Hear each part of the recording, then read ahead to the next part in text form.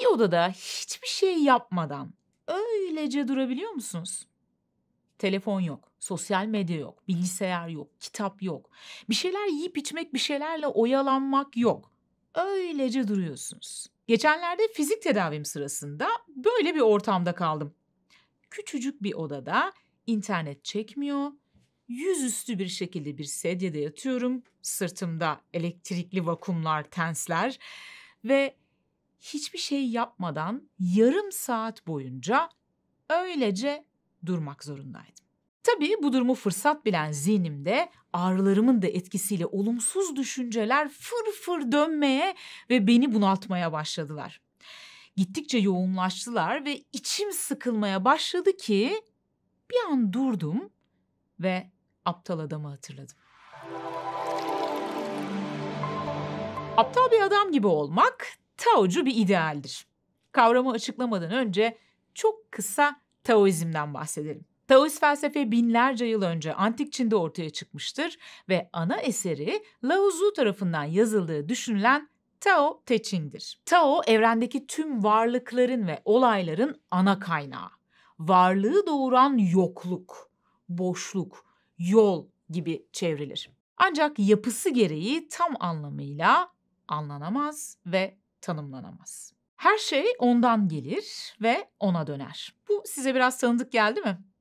Evet, İslam tasavvufu ve Taoist felsefe arasında benzeşen ve ortak pek çok kavram vardır. Bu felsefenin ana öğretisi, özetle insanın doğanın düzeni olan Tao'ya uyum sağlaması ve yaşamın doğal akışına müdahale etmeden sade, alçak gönüllü ve dengeli bir yaşam sürmesidir. Taoizmi daha iyi anlayabilmek için yine bu felsefenin en önemli ilkelerinden biri olan Wu Wei'yi anlattığım Çabasız Huzur başlıklı videomu da izlemenizi öneririm. Taoist felsefede aptal bir adam gibi olmak ifadesi aslında derin bir bilgelik ve bir yaşam anlayışını ifade eder. Peki ne yapar aptal adam? Herhangi bir öğretinin etkisi olmadan objektif olarak olanı olduğu gibi görebilir mesela. Bu tüm yanılgılarımızdan, ön yargılarımızdan, varsayımlarımızdan, öğrenilmişliklerimizden ve bunları diğerlerine dayatmaktan arınabilmeyi içerir. Zihnin bu durumuna Lao Tzu yontulmamış kütük der. Yaşama adeta yontulmamış bir kütük olarak geliriz. Ve içinde doğduğumuz aile, toplum, ülke, kültür, okullarımız, okulda öğrendiklerimiz, izlediğimiz filmler, diziler, yapımlar, tüm bunlar doğrultusunda yavaş yavaş o yontulmamış kütük yontulmaya başlar.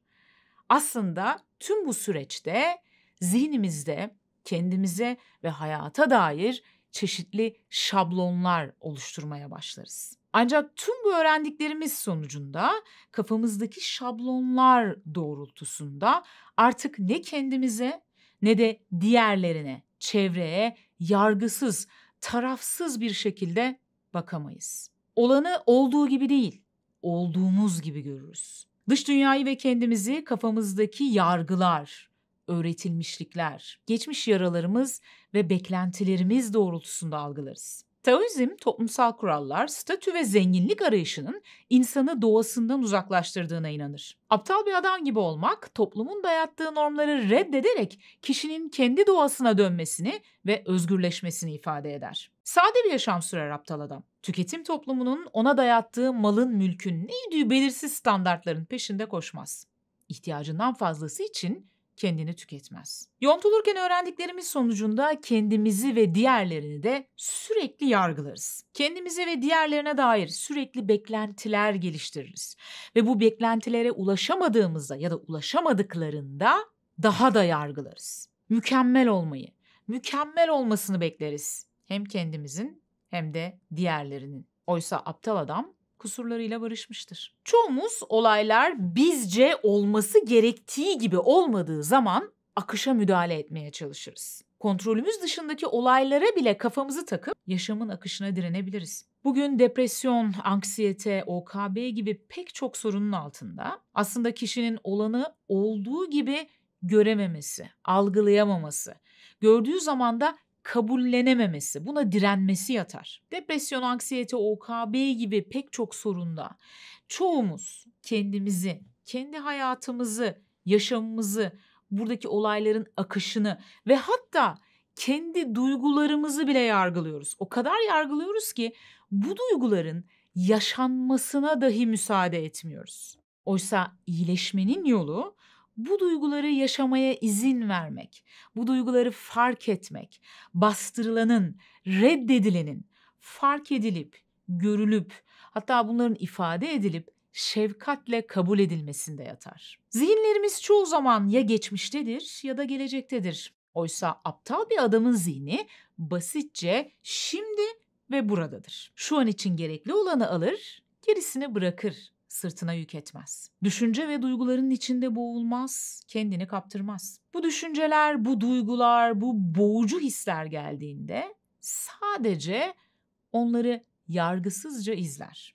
Gelmelerini ve geçip gitmelerini bekler. Gerçek bilgelik öyle gürültücü ya da gösterişli değildir. Orada burada kendini göstermeye ya da kanıtlamaya ihtiyaç duymaz. Hatta çoğu zaman dışarıdan bakıldığında sıradan, sade ve hatta aptal gibi görünebilir. Uzak Doğu öğretileriyle ilgili olarak çok severek takip ettiğim Cem Shen hocanın bununla ilgili çok güzel bir paylaşımı var. Paylaşımında şöyle yazıyor.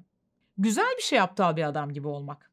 İnsanı bilmişlikten, kıyaslamalardan, kalbe ağırlık veren yüklerden kurtarması bir yana, bölen ve ayıran zihni de durdurup en nihayetinde insanın rahat bir nefes almasını sağlar. Peki bu kafaya nasıl ulaşırız? Bu işin bilgeleri bedensel ve zihinsel pek çok teknikle hem bedenlerini hem de zihinlerini yıllarca eğitiyorlar. Yine bu tekniklerin bazılarını bizim kanalımızda bulabilirsiniz. Özellikle bu teknikler içerisinde nefes egzersizleri, mindfulness ve meditasyon önemli bir yer tutar. Kanalda oynatma listeleri sekmesine giderek ilgili teknikleri bulabilirsiniz. Bu arada videomuzun başlığını aptal psikoloğun size mesajı olarak belirledik ama estağfurullah, ne yazık ki bu Taoist felsefede bahsedilen aptal bir adam gibi olmak mertebesine henüz ulaşabilmiş değilim. Ancak umarım bir gün yaklaşırım.